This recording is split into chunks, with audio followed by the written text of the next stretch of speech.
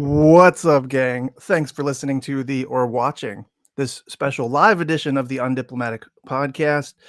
I'm, of course, Van Jackson, and all I can say right now is that what can be unburdened by what has been. That's where we're at right now.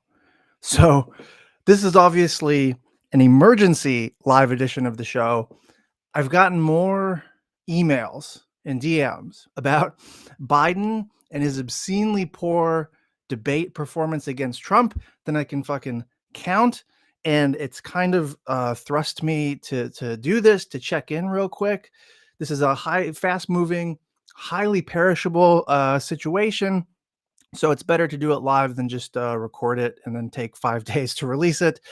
And even though the debate itself is old news now, we're living in the wreckage of that fucking news. The fucking geniuses at the DNC, the yes men surrounding Biden, have put us in this impossible position where everything is at stake, and they did that to us.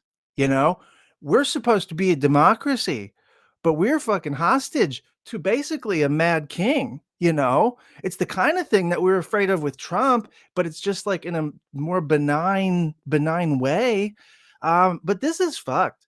And that fucking Tom Friedman, World is Flat, knows that. MSNBC knows that. Obama even fucking knows it, So as I'm speaking, it's of course in the States, it's July 3rd.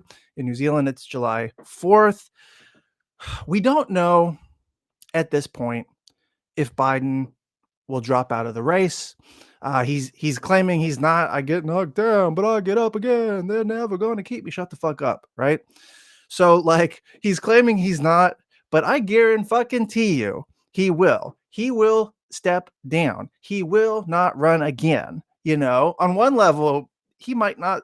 I mean, I say this sadly, but he might not live till next year, But also, even if he did, the MSNBC liberal bubble, the mainstream commentariat, the manufacturing consent media that supports the ruling class, they are the ones who are absolutely apoplectic about this, more so than anybody.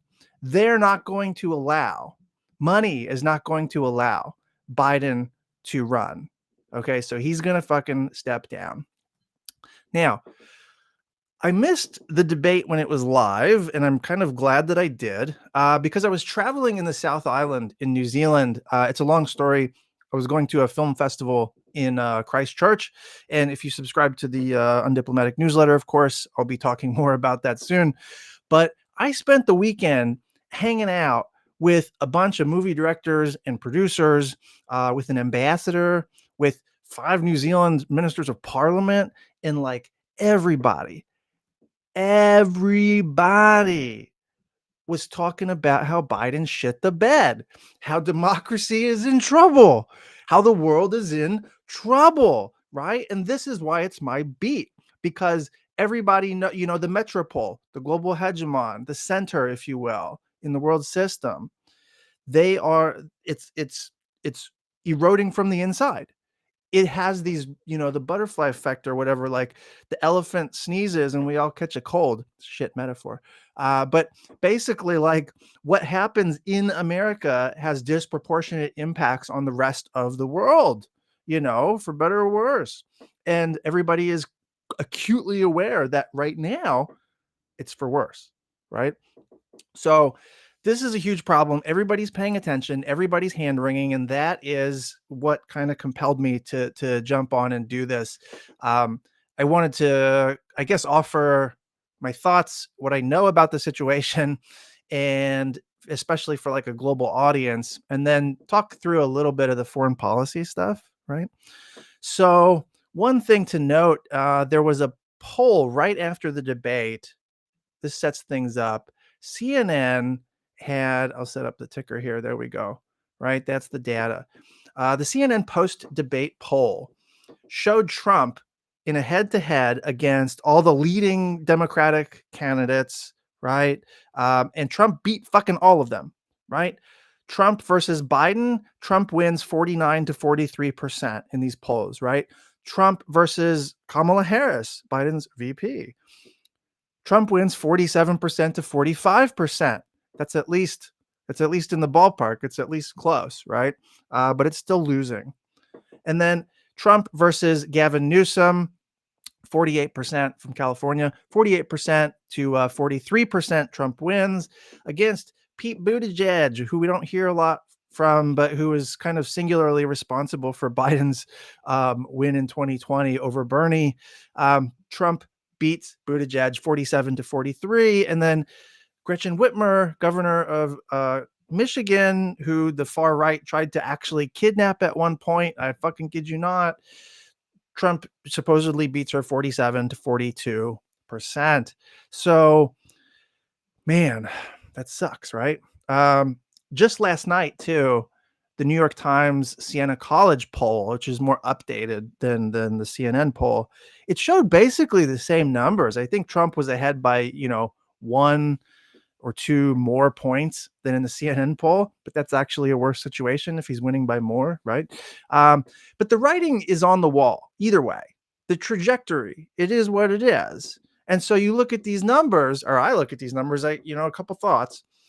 First of all, it is remarkable and predictable that all these fucks probably lose to Trump, right? It's tragic.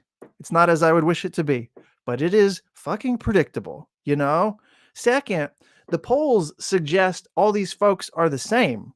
They're interchangeable within 1 or 2 points, and that's why they're so fucking beatable. They're clones. They're clowns. Like, what the fuck ever, they can swap them in and out. They're just widgets. Empty vessels. And then third, this is more of a personal thing. I find it fucking crazy that AOC is not even in this conversation. Best politician of our generation, charismatic. Am I biased here? Maybe a little bit, but charismatic, smart on policy, popular, in fact, polarizing in an era where polarization is the trend. Maybe she doesn't want to be president. I could understand that. You have to be a pathological narcissist to want to be a president, but it is what it is. Then there's this from Puck News. There was a piece called Biden Plunges in Swing States in Leaked Post-Debate Poll. It's as depressing or more so even than the CNN poll. Let me see if I can pull it up here. Here we go. Yeah, net favorability. There we go. Okay. So this is, again, we're live. We're working without a net. So the net favorability poll, it compares the main candidates' favorable versus unfavorable ratings. And that's the basis of comparison, right? The piece shows that Harris and Biden have the worst net favorability ratings of any Democrat. What does that mean? Well, in a normal world, a higher net favorability rating suggests you're more likely to win, right? For obvious reasons. But, Trump has a horrible net favorability rating. He's almost the worst there is of any politician. And he's leading in the polls. So I don't know. It's depressing. But it looks like Harris and Biden are equally kind of tainted. So there's some data for you. I'm not going to say the data doesn't matter, but how does it matter? How much does it matter? I don't know. We'll see. Trump beats all is what the data tells us, and that's tragic. But I think, and this is why I kind of wanted to do this short emergency episode, I think a lot could actually hinge on who the actual ticket is. Who's at the top is a loser, right? But who's the vice presidential running mate? And see, there, anything is possible. That's an open question, much more open than who's at the top. So I think you could activate the base and you could mobilize some energy if that VP slot goes to someone who represents constituencies that are missing from the power structure. So Kamala, I think, is at the top. Why do I think she's at the top? Well, it's not because of any fundamental love for her. She's the closest thing in real life to the Julia Louise Dreyfus Veep character, the HBO show. I don't know if you've seen it. It's like the best thing that's ever been created, and it's disturbingly true to life, you know. But Kamala is a politician, an opportunist, you know? She's kind of an empty vessel on substance. You can expect her to go the way the wind blows. And is that inspiring? I mean, no. Is that what you should expect from politicians, though? Like, kind of, yeah, you know? And she's full, like, if you try to make sense of her substance, she's kind of full of contradictions, you know? You can find what you want to find on some level. Like, as San Francisco district attorney, she was carceral Kamala. Like, she basically betrayed her radical upbringing. You know, she was throwing the book at nonviolent drug offenders. She was an agent of the prison industrial complex. And then as senator, of course, she didn't do much. She wasn't senator for long anyway. But if you recall, she was a proponent of the Green New Deal. And that's kind of big, you know? And why was she a proponent of that? Well, it's because it was popular. And that's what to expect, at least on domestic policy, you know? Build mass political build mass political pressure. She'll probably respond to it, you know? Her foreign policy people, on the other hand, are not, right? They're probably going to be Bidenistas all the way. And that's maybe scary. That's something I want to talk about more or think through out loud more in a minute. But the big thing that really matters is that if all the alternatives to Biden are basically interchangeable and they all lose to Trump in polling anyway, then Kamala kind of wins by default because she inherits Biden's war chest, right? There's over $200 million in funds for the general election that are allocated to specifically Biden Harris 2024. And that money cannot be inherited by any other candidate except Kamala. So there's this rigging of the game. I don't know if it's happenstance or if it was just fucking, you know, Machiavellian or whatever, but there's a game that's been rigged here in favor of Kamala, you know, structurally, materially, massively. Plus, she's the vice president, you know, there's something to be said about that. Like, she's the natural heir to Biden. And frankly, like, from a foreign policy perspective, from a nukes perspective, the ability, the authority of the president to launch a war at any time, to launch nuclear Armageddon at any time, given where Biden's, you know, mental state is, it's I think she should be president right now. And I'm not saying that because I'm like K-Hive or whatever. I'm not. But she's like legally, constitutionally, she's the vice president, and our president appears to not be totally with it, and he's not making all the decisions, you know. So there's a strong case for Kamala to be president right now. There's a strong case that she's going to be the nominee for the Democratic Party, and it just is what it is. And if you don't want Trump, then that's probably what we have to sort of reconcile ourselves to, right? But that still leaves open who Kamala's VP would be, right? And that is interesting. So I've heard little murmurs. Again, this is just like word on the street for whatever it's worth, that, you know, Sean Fain, the head of the UAW, who's awesome, that he would be a great pick and that some people are thinking of him. I'm not sure how likely that is. And I feel like Sean Fain is worth way more to social democracy and to the working classes as head of the UAW. Like, the VP slot is a highly symbolic role, you know, and Sean Fain's actually doing God's work on behalf of unions. But that would activate a kind of labor organizing base, right? That would give something to the left and to the working classes. And that's a sweet spot in a way, you know? And then Bernie, I guess he's like the same age as Biden or even a year older, but he's definitely more with it than Biden, of course. And I think Bernie would be a fantastic VP for the same reason Sean Fain would be, right? That's basically in like both of these cases, or AOC, but that's not going to happen. But in both of these, or Julian Castro, now that I think about it. But again, I don't know if I'm not seeing anybody in that conversation. Like that's not a conversation anybody's having, as far as I know. Although I would love it.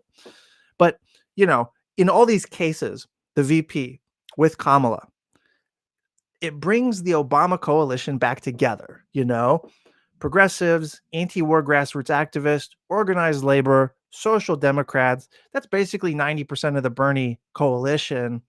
And then on the other side of the ticket with Harris, you've got somebody that vibes with DNC leadership, the consulting class, the managerial class with Wall Street, right? She keeps big donors from freaking out, you know?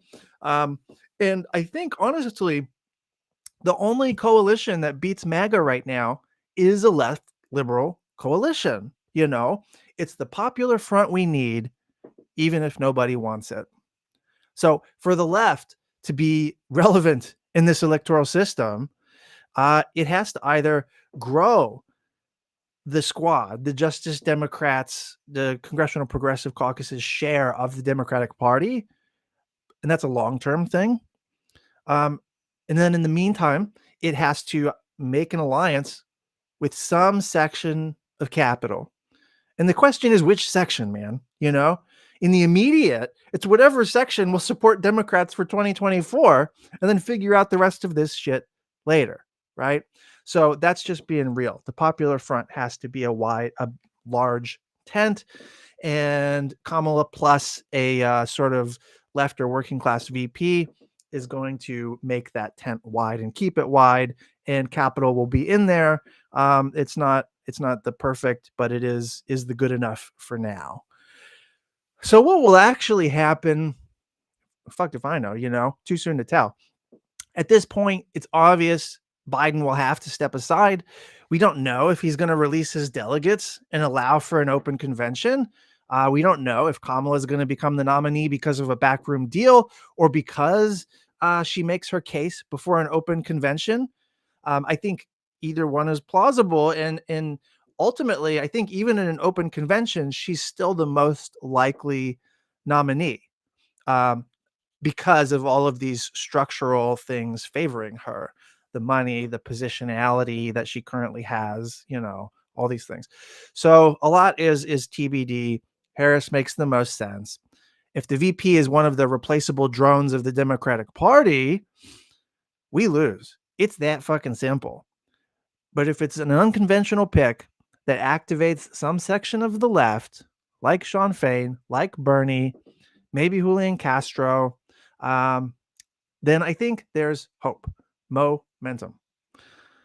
And then the final thing to consider, I got asked this hypothetical so many times over the weekend that I wanted to just kind of like put my provisional thoughts out there. But the final thing to consider is what all of these different configurations might look like for foreign policy, what they might mean for foreign policy. And I think at a grand strategic level, it won't mean much, you know? I think if there's mass pressure in some way, organized pressure in some way to change foreign policy fundamentally, you know, a sunrise movement that is against war, right? Something like that. We could have a real reckoning on foreign policy. We could change how we relate to the world. I'm writing more about that in a little bit, so TBD on that.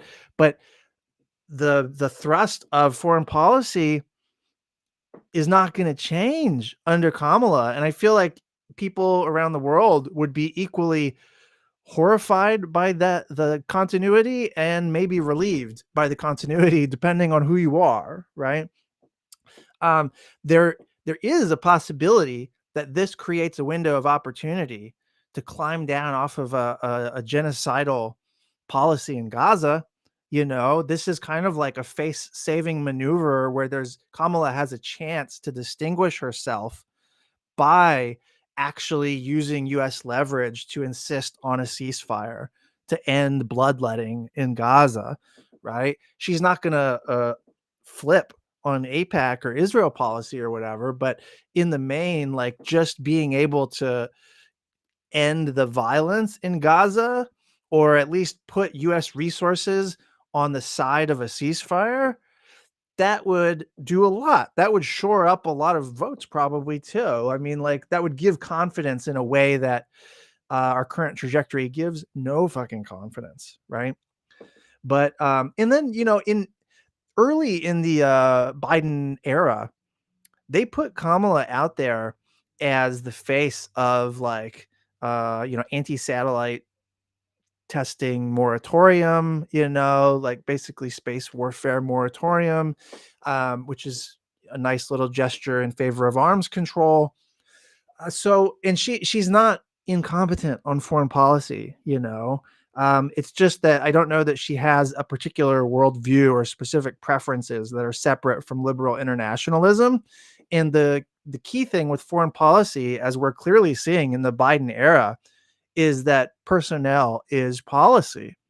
Who the technocrats and the cadre are that staff her administration or her, campaign, that is definitive. That decides almost everything. And that is pretty locked in, like the think tank cadre that support a Kamala presidency, or it's going to be the same that supports Biden presidency now. I mean, literally all the political appointees who are Biden's political appointees, where are they going to go? There's no reason that they wouldn't just line up with Kamala. And as they line up with Kamala, are they going to change their views about American primacy? Are they going to change their views about the importance of militarism or the evil of China or whatever, like treating Ukraine as this like morally redemptive project rather than just an unfair situation that needs to be rectified and managed, So like all the shit things that we associate with America's primacy strategy under Biden, except for genocide, there's no reason to think that any of this stuff would change. I think there is a strategic case for Kamala to appear to be like nominally anti-war by making a meaningful substantive break on Gaza. That could be huge.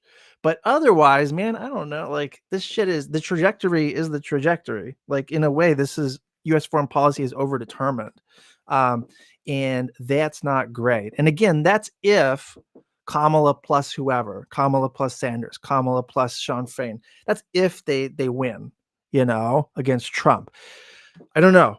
I don't know if it can happen, but here's hoping.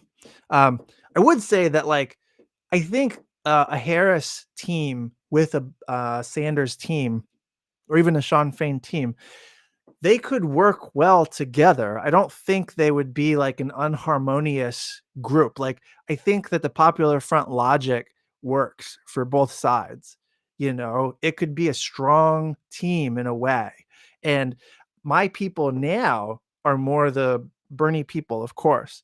But my people back then, like even just 5 years ago, was the Kamala Biden people, and I can imagine in a coexistence. I don't want to say it's an easy coexistence. I also don't want to say it's an uneasy coexistence, but I can imagine a coexistence of Kamala Biden type technocrat people supporting foreign policy coexisting with the Bernie universe of, I guess you would call us technocrats. I don't know, public critics, analysts, etc., that support a social democratic worldview rather than a liberal internationalist one. And so there would be tensions on foreign policy. I think the greatest tensions in this kind of Harris-Sanders ticket would be on foreign policy. So maybe that affects the trajectory of things. But if Sanders is the number 2 on the ticket instead of the number 1, of course, the Harris people probably prevail most of the time. So we'll see. I don't know. This is all hypotheticals anyway. Like, I'm making up this Harris Sanders shit. This is more like my popular front fantasy, but I think there is a logic to it, and you can swap out Sanders for Sean Fain, Julian Castro, AOC, pick, name your candidate, right? But this is where we're headed. It feels pretty grim if Harris at the top does not pick a number two who's a progressive or a leftist in some way, or has some sort of street cred with the working classes. This really is fucked, and the numbers are showing that. And so what are we going to do about that? I don't know. But that's my thoughts for now. This is making me feel better, maybe. I don't know, not really. But hopefully you learned something from this. I don't know if you agree, disagree, but we'll see.